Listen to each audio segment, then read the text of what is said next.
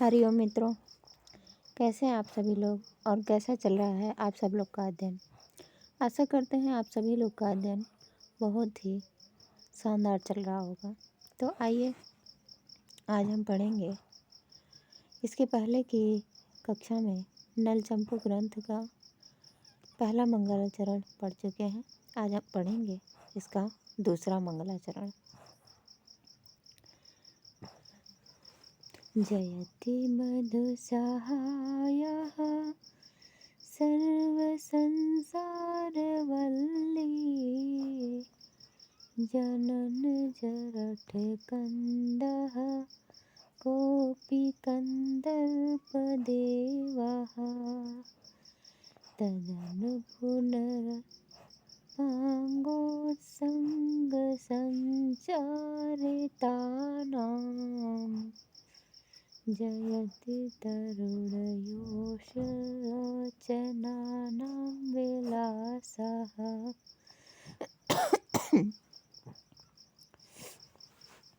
जयति मधुसहाया सर्वसंसारवल्लिः जननजरठकन्दः कोऽपि कन्दर्पदेवः। कोऽपि कन्दर्पदेवः जयति, कोई कामदेव है उनकी जय हो। जो मधुसहाया मधु जिनके बसंत ऋतु सहायक हैं,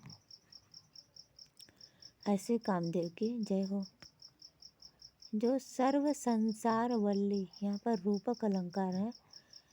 सर्व संसार, संसार रूपी वल्ली के उत्पत्ति, जनन माने उत्पत्ति, जरठ माने मजबूत, कंद माने कारण, मूल है। ऐसे किसी कंदर्प देव की जय हो, कामदेव की जय हो। कामदेव ऐसे जो मधु सहाय, बसंत ऋतु जिनके सहायक हैं, जो सर्व संसार रूपी, सभी संसार रूपी लता के उत्पत्ति के मजबूत कारण हैं, ऐसे कोई कंदर्प देव की जय हो। तदनु तत्पश्चात पुनः अपांगोत्संग संचारितानां जयति तरुणयोषिलोचनानां विलासः। विलासः जयति, विलास की जय हो। कैसा विलास? तरुणयोषिलोचनानां, जो तरुणियों के, युवती जो स्त्रियां हैं, उनके लोचनों का, उनके नेत्रों का जो कटाक्ष है, उनका के विलास की जय हो। और वह कैसा है? पुनः अपांग उत्संग संचारिताना, नेत्र का जो नीचे का पलक होता है उसको कहेंगे अपांग। अपांग, उस अपांग के किनारे से संचारित होने वाला अपांग, अपांग है जिसका गोंद है। ऐसे तरुणियों के लोचनों का जो विलास है उसकी भी जय हो। यहाँ पर एक ही अर्थ है, श्लेष नहीं है, अलंकार रूपक है। अगले श्लोक में देखेंगे, अगाधान्तः परिस्पन्दं विबुधानन्दमन्दिरं वन्दे रसान्तरप्रौढं स्रोतः सारस्वतं वहत्।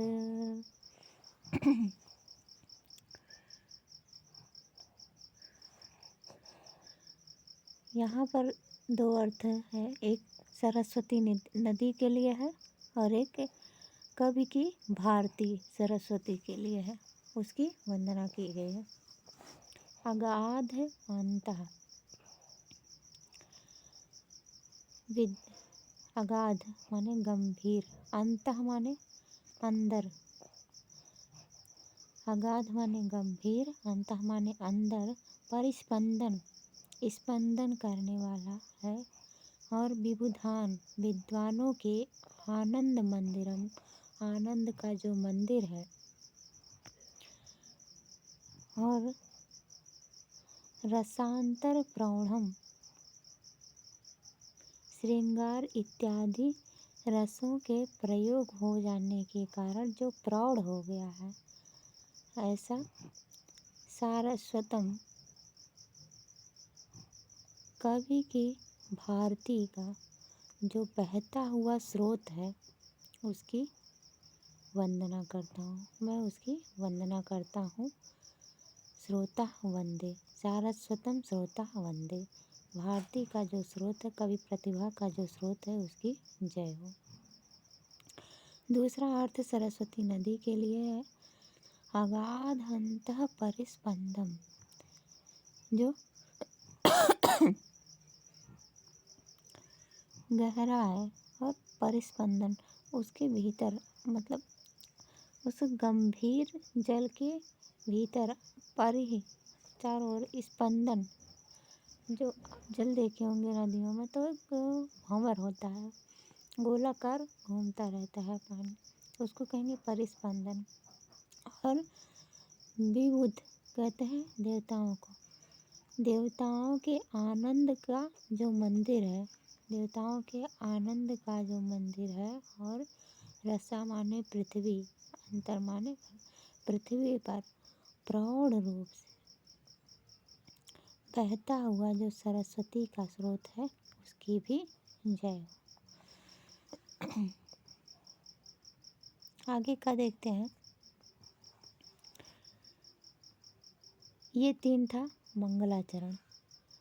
मंगलाचरण में किसकी किसकी स्तुति की गई है, तो सबसे पहले वाले चरण में चंद्रमौली की अर्थात शिव जी की जय हो, नल की भी जय हो, और कवि नाम वाग्विलासः विजयन्ते, कवियों के वाणी की भी जय हो। और गिरिसुता का अर्थ यहाँ पर पार्वती भी है, पर्वत की पुत्री पार्वती और भीम की पुत्री दमयंती, इतने लोगों का नाम आया है।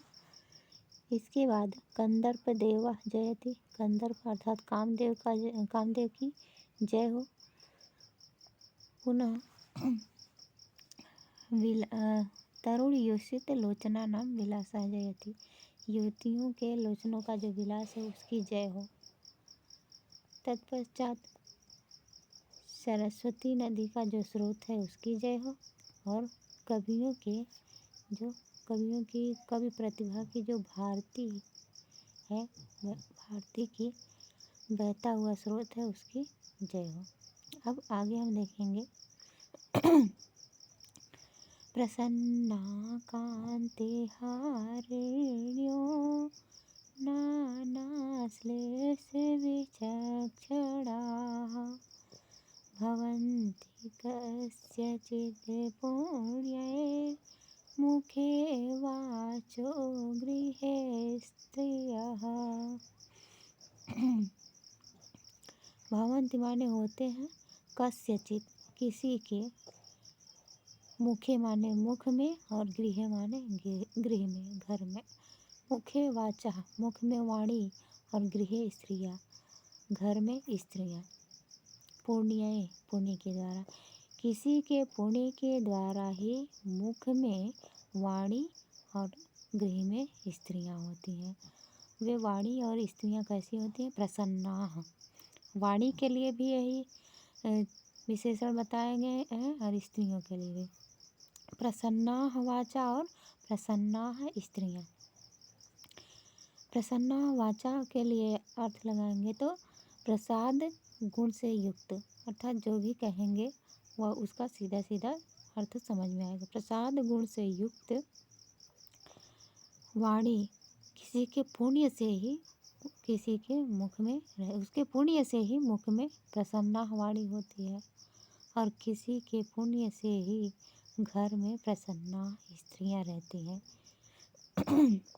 स्त्रियाँ प्रसन्न रहती हैं। और कांति हारिण्या वाचा, कांति हारिण्यो स्त्रियाँ, किसी के पुण्य से ही उसके मुख में दीपक दीप्ति इत्यादि से युक्त, दीपक अलंकार इत्यादि से युक्त वाणी उसके मुख में होती है, जो हारिण्या मन को हरने वाली होती है। और गृह स्त्रियाँ, घर में जो स्त्रियाँ होती हैं वे अपने कांति से मनोहारिणियाँ, अपने चेहरे की कांति से, अपने शरीर की कांति से आपके मन को हर लेती हैं। व्यक्ति यदि थका हुआ घर आता है तो उस स्त्री के चेहरे को देखता है, उसका प्रसन्न चेहरा देखता है, उसकी कांति देखता है तो उसका थकान दूर हो जाता है। वह मन को हर लेने वाली स्त्रियाँ होती हैं। वह कब मिलती हैं तो कस्यचित पुण्य, किसी के पुण्य से ही मिलती हैं। और नाना श्लेष विचक्षणा मुखे वाचा और गृहे स्त्रियाँ। तो वाचा के लिए, वाणी के लिए अर्थ लेंगे नाना श्लेष, अनेक प्रकार के श्लेष में जो चतुर होते हैं। विचक्षण माने चतुर, निपुण। पुण्य के द्वारा ही अनेक प्रकार के श्लेष से निपुण वाणी किसी के मुख में होती है। और स्त्रियों के लिए अर्थ लेंगे तो नाना श्लेष विचक्षणा, अनेक प्रकार से आलिंगन करने में निपुण स्त्रियां किसी के घर में पुण्य से ही, उसके पुण्य से ही, किसी के पुण्य से ही घर में स्त्रियां रहती हैं। तो प्रसन्नाः मुखे वाचाः प्रसन्नाः गृहे स्त्रियः, प्रसन्नाः कान्तिहारिण्यः मुखे वाचाः कान्तिहारिण्यः मुखे गृहे स्त्रियः, नाना श्लेष विचक्षणा मुखे वाचाः नाना आश्लेष विचक्षणा गृहे स्त्रियः। यहाँ आपको 3 विशेषण दोनों के, वाणी के और स्त्रियों के मिले हैं। अगले श्लोक को देखेंगे। किम काव्येश तेन काव्येन किम कांडेन धनुष्मतः परस्य हृदये लग्नं न घोणयति यच्छिरः। कहते हैं किम काव्येन तेन काव्येन, किम कवेः तेन काव्येन, कवि के उस काव्य का क्या प्रयोजन, कवि के उस काव्य का क्या लाभ। अथवा धनुष्मतः कांडेन किम, धनुष्मतः कहते हैं धनुर्धारी, धनुर्धारी के कांड का क्या प्रयोजन, उसके बाण का क्या प्रयोजन। यदि वह परस्य हृदय लग्नम, परस्य माने दूसरों के, हृदय माने हृदय में, लग्नम लग करके, ना घोड़ियत यच्छिरा, जो उस दूसरे के सिर माने सिर को घोड़ियत घुमा ना दे, चकरा ना दे। यदि कवि की कविता को पढ़कर कोई वाह वाह करके झूम ना उठे तो उस कविता का क्या प्रयोजन, उस कविता से, उस काव्य से क्या लाभ। यदि कवि के काव्य के द्वारा, यदि कवि का काव्य परस्य हृदय लग्नम, दूसरों के हृदय में लग करके, दूसरों के हृदय में उसका रस, श्रृंगार इत्यादि रस उतर करके वह वाह वाह करके घूमने ना लगे, झूमने ना लगे तो उस काव्य का क्या प्रयोजन, उस कविता का क्या प्रयोजन। यदि कोई उस कविता को पढ़े और वह वाह वाह ना कह दे, अथवा उस धनुर्धारी के बाण का क्या प्रयोजन, जो बाण दूसरों के हृदय में लगे और वह चक्कर खा करके, सिर चकरा करके गिर ना जाए या फिर उसका सिर चकरा ना जाए, तो उस धनुर्धारी के बाण का क्या प्रयोजन है, कोई मतलब नहीं। अर्थात जिस कविता को पढ़ करके कोई झूम ना उठे अथवा बाण लगने के बाद कोई चकरा ना जाए तो उस बाण का, उस कविता का कोई प्रयोजन नहीं है। अगले श्लोक को देखते हैं। अपरगल्भा पदन्यासे जननी राग हेतवः सन्त्येके बहुलालापा कवयो बालका इव। यहाँ पर कवि को बालक की तरह बताया गया है। वह जो कवि है वह बालक की तरह है। तो जो जो भी विशेषण कवि का बताया गया वही विशेषण बालक के लिए भी बताया गया है। तो सबसे पहले कवि का देख लेते हैं। कवि कहा गया है तो अप्रगल्भा पदन्यासे। तो कवि से यहाँ मतलब साधारण कवि से है। जो साधारण कवि होते हैं वह पदन्यासे, पद माने शब्द, शब्द को रखने में अप्रगल्भ होते हैं, निपुण नहीं होते हैं। और कैसे होते हैं? जननी राग हेत, जन नी राग हेतवा, अलग करेंगे, इसको भंग करेंगे। जन नी राग हेतवा, जन माने लोगों के, नी राग के हेतु होते हैं। जैसे कोई कविता पढ़ता है तो उसमें राग होता है, लगाव होता है, सुनने का मन करता है। लेकिन जो साधारण कवि होते हैं उनमें कोई राग नहीं होता, निराग होता है। लोगों के कविता के प्रति निराग के हेतु होते, निराग के कारण होते हैं ऐसे कवि लोग। संत एके, ये एक होते हैं। संत एके, ये कहीं कवियों में एक ही है, एक या ही ऐसे होते हैं जो बहुल आलापा, बहुत आलाप करने वाले होते हैं, बकवास करने वाले होते हैं, ऐसे कवि होते हैं। और वो कवि कैसे होते हैं? बालका इव, छोटे बच्चे की तरह होते हैं। जो छोटा बच्चा पदन्यासे अप्रगल्भा, पद माने पैर, पैर को रखने में अप्रगल्भ है, निपुण नहीं है, मजबूती से अपने पैर को ज़मीन पर नहीं रखता है, डगमगाता रहता है। जैसे लगभग 1 साल का बच्चा, वो अपना पैर ज़मीन पर रखेगा तो डगमगाता रहता है, हिलता डुलता रहता है। और वह बच्चा कैसा होता है? जननी माने माता, जननी माता के राग माने प्रेम का, हेतव माने कारण होता है, माता के प्रेम का कारण होता है।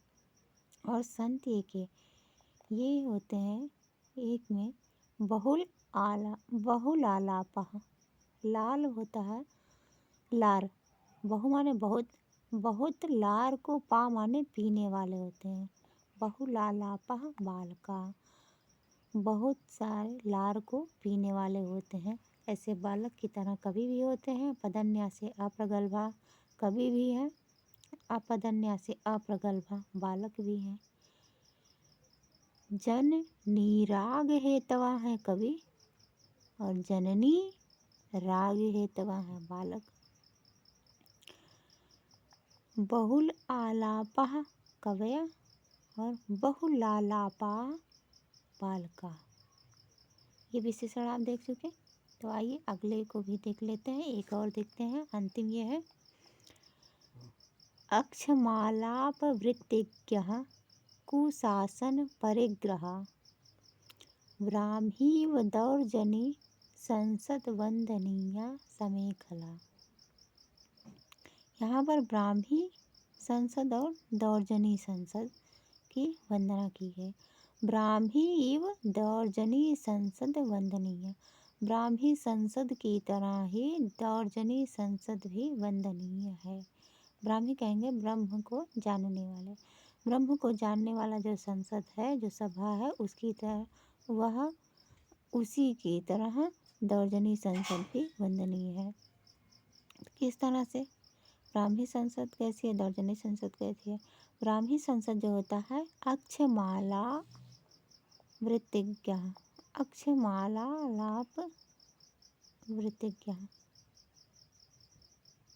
अक्ष की माला, अक्ष कहते हैं रुद्राक्ष, रुद्राक्ष की जो माला होती है उसका जाप करने में उसकी वृत्ति को, उसके जाप को जानने वाले होते हैं। कौन? ब्राह्मी, ब्राह्मी संसद।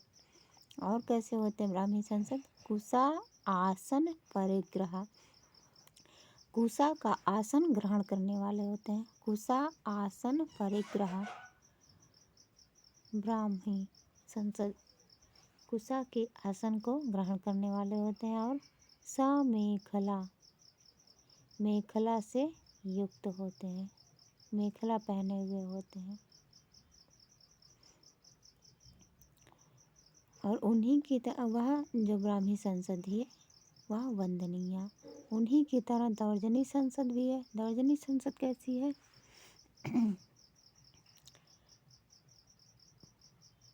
अक्षमाला आलाप, अक्षम आलाप वृत्तिज्ञ।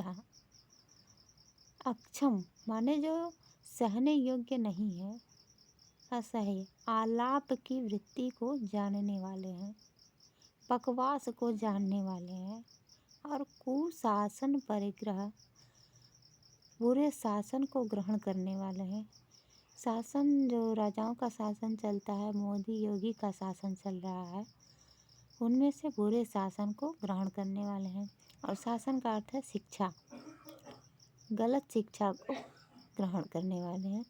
जैसे कोई अच्छी अच्छी बात बता रहा है, उनमें से एक आध बुरी बात बता दे, तो उन अच्छी अच्छी बातों को ना ग्रहण करके जो गलत बातें कही गई हैं, थोड़ी सी त्रुटि हो गई हैं, उनको ग्रहण करने वाले हैं कौन? दौर्जनी संसद। और में खला, समय खला है, वह सब खलों के, खल माने दुष्ट, दुर्जनों के साथ में रहने वाले हैं। ऐसी ब्राह्मी की तरह दौर्जनी संसद भी वंदनीय है। आज के पाठ में इतना ही। आशा करते हैं आपको समझ में आया होगा। यदि आपको कुछ पूछना रहे तो आप कमेंट बॉक्स में कमेंट करिएगा। अगली कक्षा में हम इसके आगे पढ़ेंगे। तब तक के लिए नमो नमः।